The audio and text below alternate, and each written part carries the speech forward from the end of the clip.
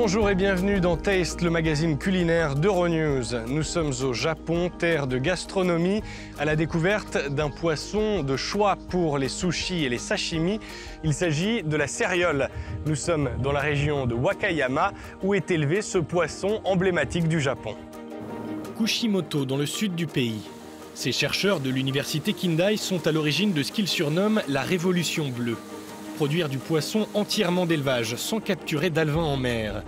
Dans ces filets, des cérioles, appelées ici buri, l'un des poissons japonais les plus exportés. Leur technique d'aquaculture permet de répondre à la demande en préservant les océans. Donc la particularité ici, c'est que vous reproduisez tout le cycle de vie de la céréole. Oui, nous faisons éclore les œufs nous-mêmes et élevons les bébés avec amour. Quand ils sont assez grands, nous les amenons dans cette ferme en mer et après 2 années d'élevage, quand ils atteignent 3 à 5 kilos, nous les proposons aux consommateurs.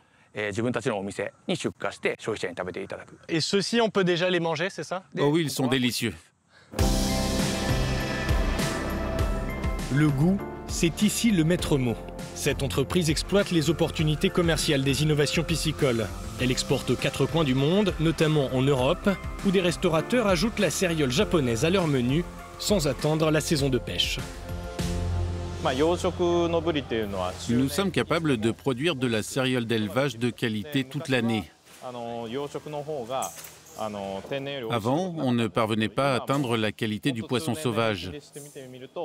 Mais aujourd'hui, notre céréole d'élevage est de qualité supérieure. Elle est notamment plus grasse. La céréole est l'un des poissons préférés des Japonais. Pour comprendre, direction Osaka, un restaurant de poissons. Le chef a bien voulu nous montrer comment réussir sa céréole.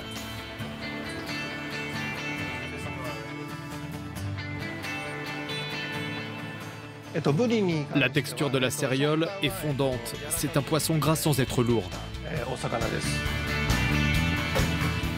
Nous recommandons de le cuisiner en sashimi. C'est comme ça qu'on l'aime le plus au Japon et que je le préfère. Mais il est aussi très bon poêlé ou frit. Il y a de nombreuses façons de le cuisiner. Un poète nippon disait « La cuisine japonaise n'est pas chose qui se mange, mais qui se regarde ». Nous allons faire une petite exception.